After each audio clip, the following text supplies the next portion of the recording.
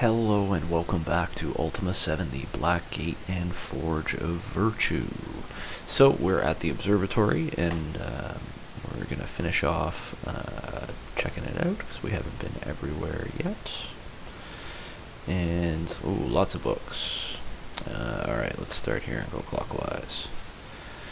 Blade of the Griffin Barony by Pebrogdi. This novel is about the knight's fight against the doctrines of society to win the love of a common maiden. Okay. Outpost by Gazreth. Betwixt the covers of this volume is invaluable reading for all soldiers. This manual details the tactics and strategies of siege warfare from the point of view of the attacker and the defender. And remember, a soldier's best line of active defense is the cannon. After thy comrades have already loaded the cannon, simply aim the cannon at thy target and fire away. The Light Until Dawn by Drenel. Herein is the short book that discusses both moons of Britannia, Trommel and Feluca. So those are the two moons that we saw in the observatory. In detail, explaining their orbits, approximate sizes, and expected compositions. In addition, there is a short essay about the possibility of people who live on these moons and how to contact them. The work also includes a short story about a sorceress who discovers a way to change the color of Feluca. After testing her observations, she quickly learns that the changes have little effect on anything or anyone. I think that comes up somewhere else, too. I don't remember where.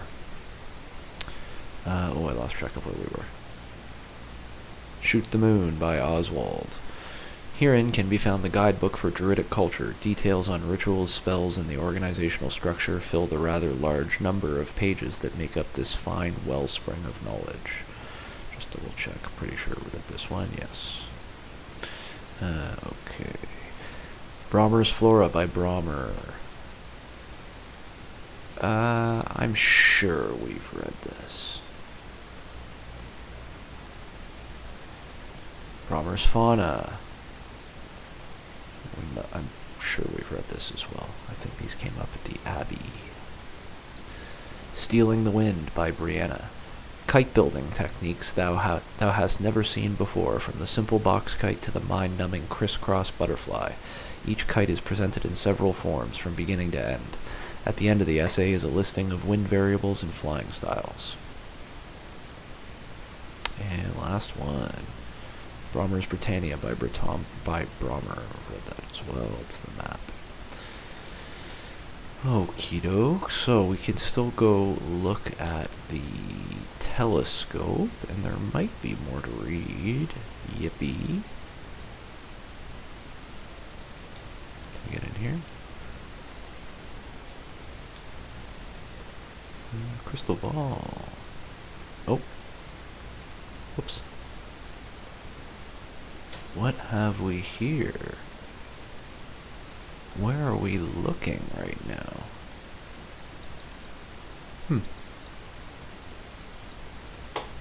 Okay. I think you're gonna get mad at me if I do that too much. Alright. Interesting. Nothing in here. 8:14 p.m. I assume. This is not the same water as the crystal ball. No, that was from a small room. Telescope.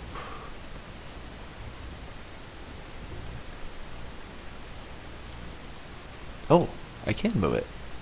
I must be only able to move the telescope, not the crystal ball.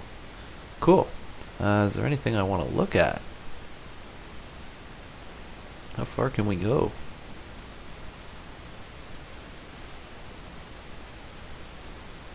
Ooh, mountains. Mountain in the middle of the ocean? Where are we? Oh, I can't look at my map like right now.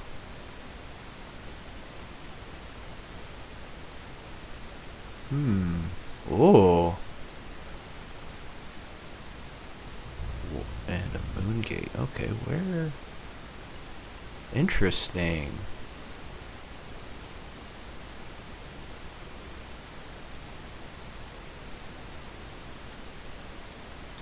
Okay, let's...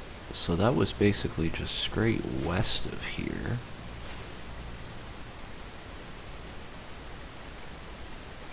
Which, it doesn't show anything. Sounds like a job for the flying carpet. Anyways. Okay, anything else in here?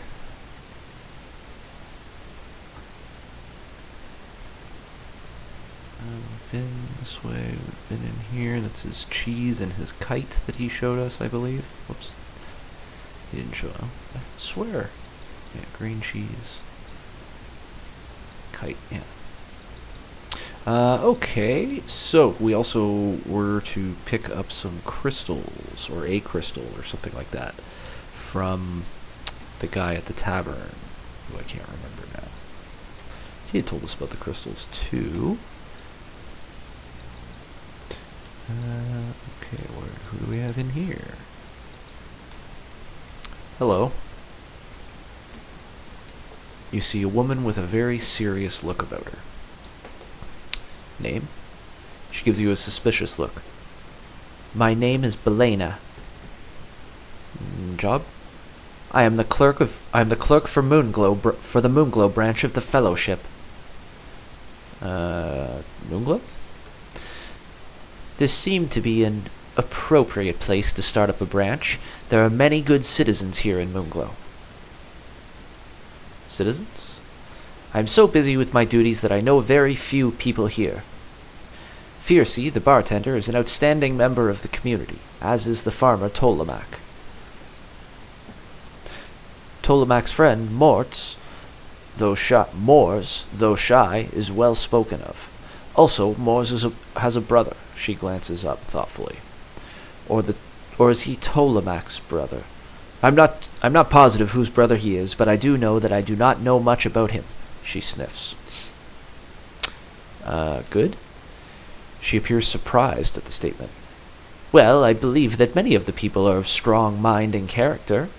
They are just the kind of people the Fellowship needs to go out and spread guidance and prosperity throughout Britannia.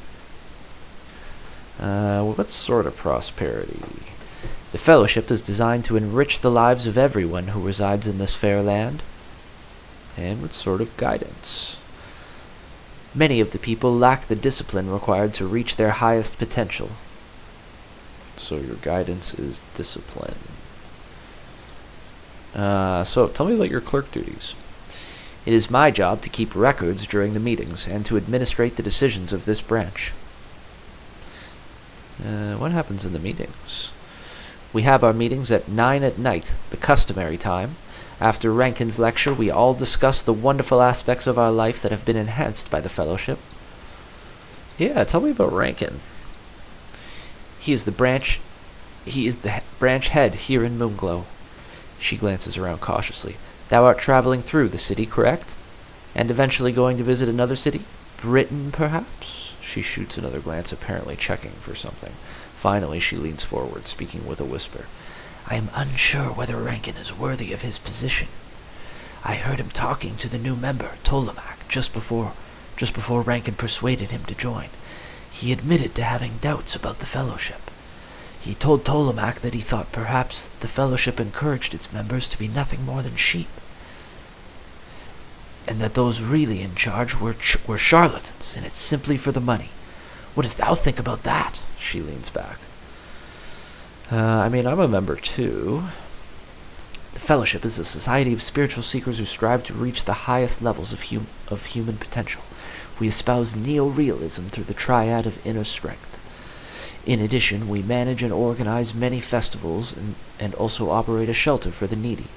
Rankin is the branch head here in Moonglow. He can answer thy questions.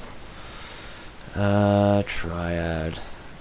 The triad is basically 3 principles that, when applied in unison, can enable the individual to better reach creativity, satisfaction, and success in life. Principles. Okay, we're not going to do this. Goodbye, Lucan. Remember what I have told thee. Yeah. Ooh. Take your gold nuggets. And your lock picks. Thank you. Anything in here? Nope. Oh, maybe underneath the clothes, but I want to do that in front of her. She'll get very mad, I think. I think it's almost fellowship meeting time then, isn't it? They said 9 o'clock. Let's get to Rankin before then. The man greets you with a pleasant smile. Name. What's his name? What's his voice going to be? Oh, I don't know. Thou mayst call me Rankin. Lugan? You know me. Yeah, let's just go for it. He begins to look amused. I would not let it worry thee too much, Lugan. I am afraid Belena is a bit too ambitious. I would expect she overheard one of my conversion speeches and misunderstood my words. I will have to discuss this with her when I have more time, so I may allay her fears. His eyes widen as if he is remembering something. I had forgotten. She requested a small vial of liqueur from an itinerant merchant who would be passing through Britain. He brought it here a few days ago, and I have not had a chance to give it to her. Wouldst thou be willing to deliver it to her for me, Lugan? Sure. Excellent, my friend. I thank thee. He gives you the vial of liquor. Job. I am the new branch leader of the fellowship here in Moonglow. Moonglow. Ah, yes, Moonglow. It is a pleasant town. It is possible to find all sorts of people here. What sort of people? I'm sorry, but I prefer not to gossip. Okay. You sort of opened the door for that one, but whatever. So you're new? He grins, obviously embarrassed. I'm sorry. Though the branch opened here several years ago, it is the newest branch on Britain. I still consider myself a new branch head here. Fellowship. Fellowship is a philosophical group devoted to the teachings of a truly great man named Batlin. Yeah. Absence of the Avatar, blah, blah, blah. Okay, we're not going to do that. Shouldst thou find an interest in the Fellowship, Lugan, seek Batlin in Britain. Farewell, Lugan. Use my name a lot. Is that a gold bar? Ooh. Yoink. That's helpful. Now that I'm a member, I feel even less bad. That's not true. I feel the same amount of bad, which is not at all. Stranger in a Strange Land. I don't think we've read this. By Robert Heinlein. First edition. The struggles of an individual from another planet who finds difficulty assimilating into his new society and culture. Sealed box. Whoop. Hey. I bet that was in what was in the sealed box we delivered. Okay, we're not going to go drop that vial off right now. Oh, here comes the meeting. Wonder if I can catch people who I haven't spoken to yet before it starts. Ah, darn. I'm trying to... Oh, it doesn't matter. Okay. Let's go do some other things then. Sure, there's lots more to read, since there's a Lycaeum. This is like a spinning wheel, okay. Alright. Who we got up here? Hey, you're not a fellowship member. You see a man with a sour expression on his face holding a baby boy. As he sees you, his face brightens. Okay, name. I am Ephraim, my lord. I am but a simple resident of Moonglow. What is thy name? Lugan. Hello, Lugan. He turns to the baby. Say, hello to Lugan, Mikhail. Job? Me? I do not have a job. Not a real one like my wife has. All I do all day is watch over my little Mikhail here. He turns to look at the baby, taking on a patronizing tone. Yes, I take care of thee, do I not? Yes, I do. I sure do. He kisses the boy and then looks back up at you, embarrassed. Where was I? Oh, yes. All I do is take care of the baby, of the boy. What I should be doing is working, not staying at home. That should be Jillian's job. She belongs here at home, not me. Oh, really? Tell me about Jillian. My wife, Jillian? She's the scholar. She's a very good one, too.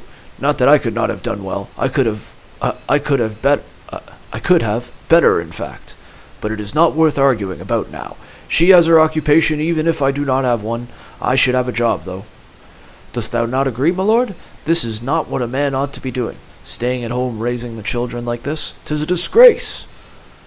He begins to stroke his infant's small tuft of hair. No, I don't agree. Tell me about Moonglow. What about Moonglow? He shrugs. 'Tis a fair town, but a little too crowded these days. I hear it was a much nicer place back when Moonglow was separate from the Lycaeum, much smaller. This place is too large to really get to know anyone. Not that I have had much of an opportunity, having to stay home and take care of my son. He looks down at the boy, smiles, and tickles the baby's nose. This is not a job for a man. My wife should be home with the boy, not me. I should be out earning a living. That is what I ought to be doing.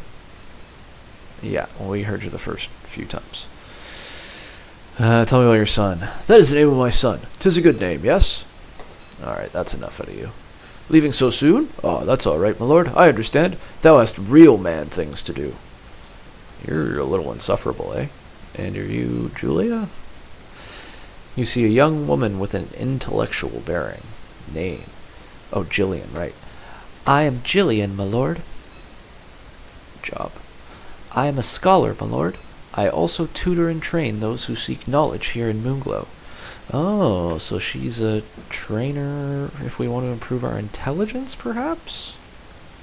My price is 35 gold for each training session. Art thou willing to pay that? Not right now. Then I really should return to my studies. Tell me, what do you know about Moonglow? The town occupies almost the entire island of the same name. The island is located due east and a few degrees south of the city of Britain. A few degrees south? Oh, okay. That's all you got for us, eh? Fare thee well, Lugan, she says, returning to her previous activity.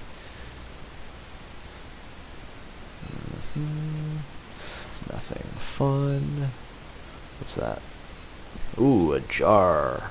You can keep your mutton. I don't need it. We don't need it.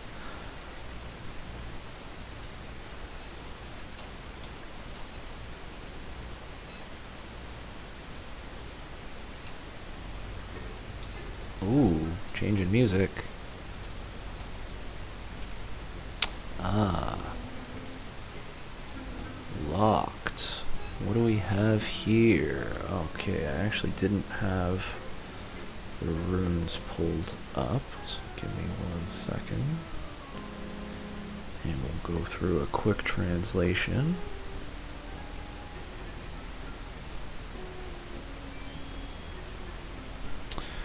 Okay, so I think T-H-A-M-M.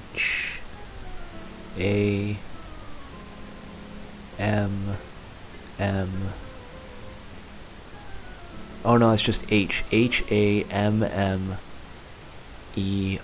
Hammer.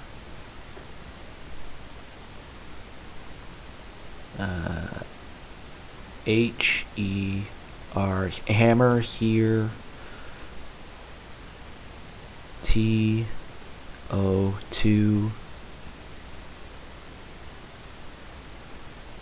O. Is that O? No, that's not O. Hammer here to E. N. T. E. Hammer here to enter. Okay. Well, we don't have a hammer right now. So we'll come back. In fact, I'm going to get out ahead of things here. This is a good place to use a virtue stone, because we are going to have to come back here often.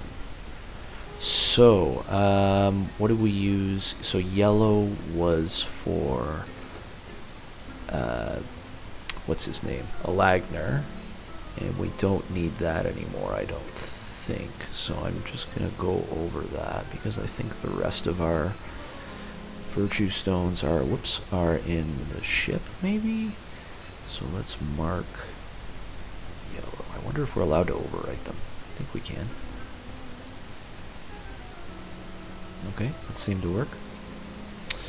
Okay, so yellow for the plaque. Let's see if we can remember that later on. What else we got up here?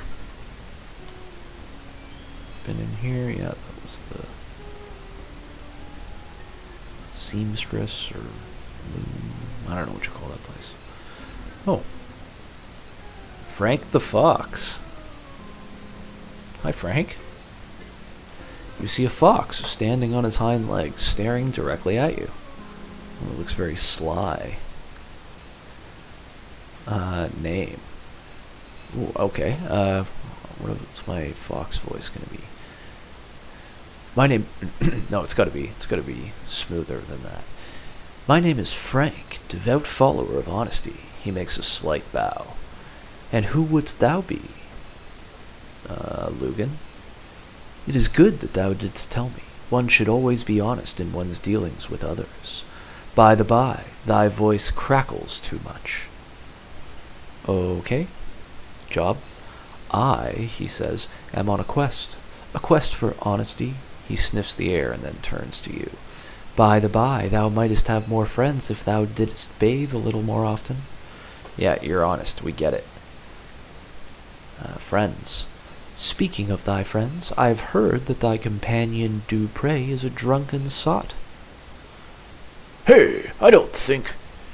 Yes, from what I've been told, that Dupre has no will when confronted by a tankard of, well, anything. As a matter of fact, thou hast fairly poor taste in companions overall. Are you just gonna tear us apart here?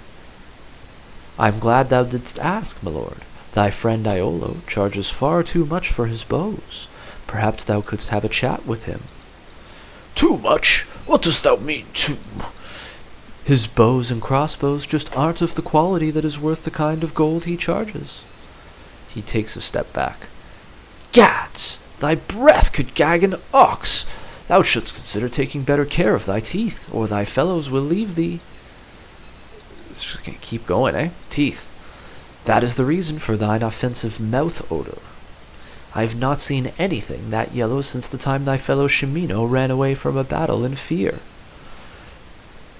Thou must be mad, Shimino turns to you. This rogue needs to be taught a lesson. And thy friend Shimino, Lugan, has quite a bellicose temper. And, he pauses, peering very closely at your face, I never noticed how large thy nose is. 'Tis amazing thou canst find enough air to breathe. Nose. Truly quite large, and not in the least bit attractive. Bellicose. Yes, bellicose, warlike, angry. If thou dost not know that, I believe thou needest to improve thy vocabulary. Thou art too unschooled. Unschooled. Trust me, my lord, thou art too ignorant to argue with me. Oh, this is too much. Bathed. Yes, as in take a bath. I must inform thee that thou dost truly stink. All right, that's enough, Frank. Thou hast the manners of a pig. 'Tis not polite to break conversation so abruptly. Wow. Well, that was quite a bit. Step aside. All right, we'll get out of your way. Okay, this must be the Lycaeum. So why don't we just hold up here, and we'll start off next time going through the Lycaeum. See you then.